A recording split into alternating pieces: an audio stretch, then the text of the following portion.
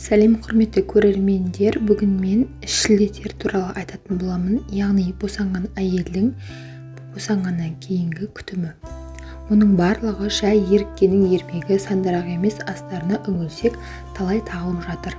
Жас босанған әйелдің 40 күн бойы өзін күтуі керек екенін кез келген әйел білетін болар. Десек те осыны ұстана бермейтін аз күндік талаптарды орындау арқылы өз денсаулығын күтпейтін әйелдер де баршылық. Ал 40 күн бойы өз жағдайын жасауға мүмкіндігі жоқтар да жетерлік. Келер ұрпақтың саулығы үшін ана мен баланың денсаулығы күту үшін қаншама ырым-тыйымдар да бар. Соның барлығы жай еріккеннің ермегі сандырақ емес, астарына үңілсек талай тағылым жатқанын түсінер едік. Жас босанған ана мен нәрестенің күтіміне ерекше қараған ата-бабамыздан жалғасқан осынау ғұрыптың мән-мағынасын кейде көпті білген апа-әжелеріміз естір құлаққа ерсілеу ырым-тыйыммен де түсіндіргісі келетін сияқты көрінеді маған. Осындай ойға келуімнің себебі бір құдағиымыздың өз әулетінде ұстанар салты себебі болған еді. Ауылдан қалаға келгенде жолай әпкемнің үйіне міндетті түрде соға кетемін. Енесі адуынды, көп адам жақтыра бермесе де сол кісінің батылдығы әрі турасын айтатыны маған ұнайтын. Қанша жерден әпкеме ұрысқанын көрсем де сол кемпірге ренжіген де емес. Расын айтып турасын түсіндіріп жатады, дауыс көтерсе де. Өткен жылы әпкем келін алып қолы ұзарған еді. Биыл сол келіні әулетті қуанышқа бөліп шекесі торсықтай ұл әкелді өмірге. Жолым түсіп тағы да әпкемнің үйіне барып қалдым. Үйде жиен қыздар сыр жүгіріп әпкеме көмектесіп жатты. Құдағимен шай ішіп отырғанымызда іштен келін шығып сәлемін салды да ас үйге кірді. Ас қамымен жүрген енесіне қолғабыс жасағысы келді ме, жақын отырған бізге дауыстары естіліп жатты. Жеңіл киінгенің не? Бар жылы киінде жат бөлмеңде, бір тамақты өзімде істей аламын деген әпкеме келіні қарсыласып жатыр. Астықтап кеттім. Болған шығар, әбден терледім ғой, сізге көмектесейін, еш нәрсе етпес дейді ол. Өз келіні мен немере келіннің әңгімелері құдағиға жақпай жатқанын түйіле бастаған қабағынан білдім. Әй, айтқанды тыңдаса қайтеді бұл деген. Босанған әйелді 40 күн қазанға жылатуға болмайды. Бойың тазарған жоқ сенің. Неге түсінбейсің осыны? Сен істеген тамақты ішпейміз бәріміз. Бар жат демал, балаңа қара деп кемпірдің дауысынан соң келін ішке қарай зып берді. Әпкем де күле сөйлеп бізге қарай келе жатты. Бірақ құдағидің мына сөзі маған бір түрі естілді. О несі екен деп ойланып қалдым. Тіліме оралған сауалымды қоя алмай тұра алмадым. Босанған әйел неге 40 күн қазанға жоламайды? Неге таза емес ол? Деп сұрақ қойдым. Бүгіннің келіндерінің айтқанына көніп, айдауға жүре қою екі талай. Дегенге қарсы айтар жауабы да дайын тұрады. Бізбен бұрын өмір сүргендер хат танымаса да мына әлемді зерттеп бүгіннің ғалымдар ашып жатқан жаңалығын біліп қойған. Соны салт дәстүрге салып, тәрбиеге арқау етіп кеткендерін түсіне білмейді ғой бұлар.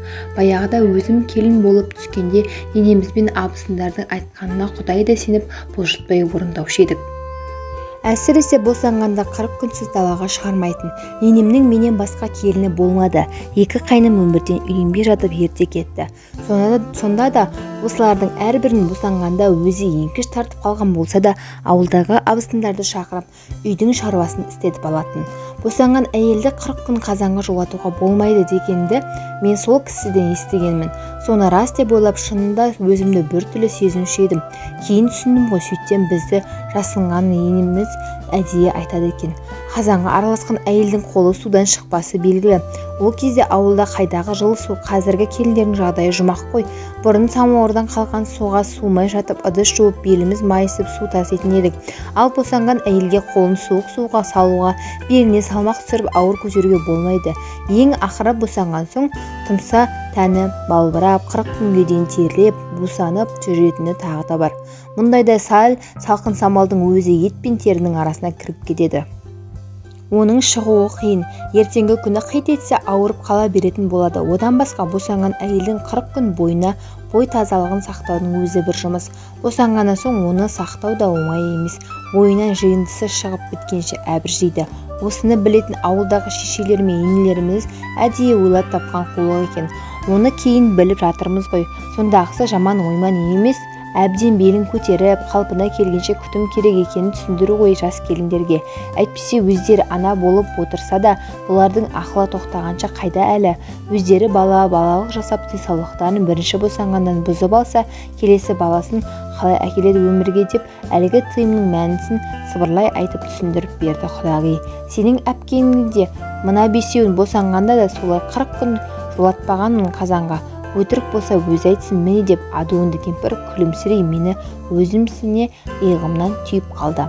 Ал менің есіме перзентханада көргендерім есіме түсті. Жеңіл-желпі киініп, осы басқа ұлттың әйелдері туа салып көшеде жүреді ғой, соларға түк те болмайды деп базы су ішіп үлкендердің айтқанына құлақ аспайтын әйелдерге біздің құдағи сияқты бір ене керек пе деп ойлап, өз ойыма еріксіз жымидым. 40 күнді қазақтар бекерден бекер ерекшелемейді. Себебі 40 күн сәби үшін де, анасы үшін де қауіпті әрі қатерлі кезең. 40-нан шықпаған бала жердің баласы емес деп есептелінген. Анықтап қарасаңыз, 40-нан шықпаған баланың көзі бір түрлі тұманданып, қайда қарап тұрғаны белгісіз секілді көзін аударып төңкеріп тұрады. Ал 40-нан шығарған соң оның көзі жылтырап, кәдімгідей жан-жағына көз тоқтатып қарайды. Көзінде от пайда болады. Қазақ 40-нан шықпаған баланы ешқайда шығармаған. Адам дүниеден өткенде де 40-ын береді. Жас босанған келінін көрегенді ене 40 күн бойы күткен. Әсіресе тұңғыш баласын өмірге әкелген ананы ерекше қамқорлыққа алады. Сәбидің дені сау болып өсуі және жас ананы 40 күн мәпелеп күтуімен тікелей байланысты. Біріншіден, жас босанған ананың омырауын суық тиюден сақтаған, әрі жүн шәлімен байлап барынша жылы ұстаған. Бүгінде төс ауруларының көбейіп кеткенінің бір ұшы дұрыс күтінбегенде деп жатыр. Дүниеге сәби әкелген ананың өн бойы балбырап бүткіл буыны босап 12 мүшесінде өзгеріс болады. Сондықтан оған суықты жолатпай жылы ұстаған. Сондықтан да жас келіннің күш қайраты орнына келгенше денсаулығына көп көңіл бөлген. 40 күн бойы қалжаның етін жегізіп сорпасын ішкізген. Өкініштісі қазір перзентханада жас босанған келіндеріміздің күтіміне мән беріле бермейді. Енелері сорпа суын үйден дайындап апарады. Перзентханаларда қалжа жегізіп сорпа ішкізгеннің орнына түрлі ботқалар беріледі. Мен үнемі айтып жүремін, тағы айтып өтсем артық болмас. Тәуелсіздігімізге қолымыз жетіп, егемен ел болып гүлденген Қазақстанымызда сәбидің кіндігін кіндік кесетін, жас ана босана сала қалжа жегізетін ұлттық перзентхана неге ашпасқа? Кеңес одағының кезінде тіпті бертінге дейін жаңа ғана босанған аналардың ішіне қан тоқтату үшін деген желеумен кесек-кесек мұзды қойған. Осыдан ақ жас босанған ана өмірінің соңына дейін жетерлік ауру тапқаны жасырын емес.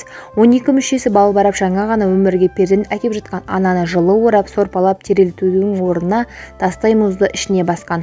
Жас босанған анаға керісінше суықты жолатпаған. Бұл күнде неге екенін сол кесек мұзды бұлар көбеймесін деген мақсатпен қойды ма екен деп те ойлаймын.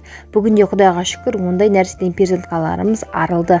Негізі әйелдің босанғаннан кейінгі іштегі қатқан қаны мен артық тұзы жел қызы терлеу арқылы термен бірге шығады.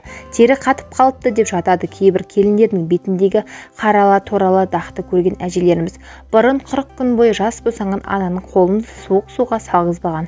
Тіске суық тиеді, тісі түсіп қалады деп суық су, салқын сусын ішкізбеген. Сол сияқты даладағы тірлікке араластырмаған. Келін аман-есен босанған соң енесі мықты әрі жұмсақ матамен белін мықтап байлап тастаған. Сол арқылы 9 ай бойы керілген құрсақтың қайта қалпына түсуіне мән берген әрі бүйректі суық тиюден сақтаған екен.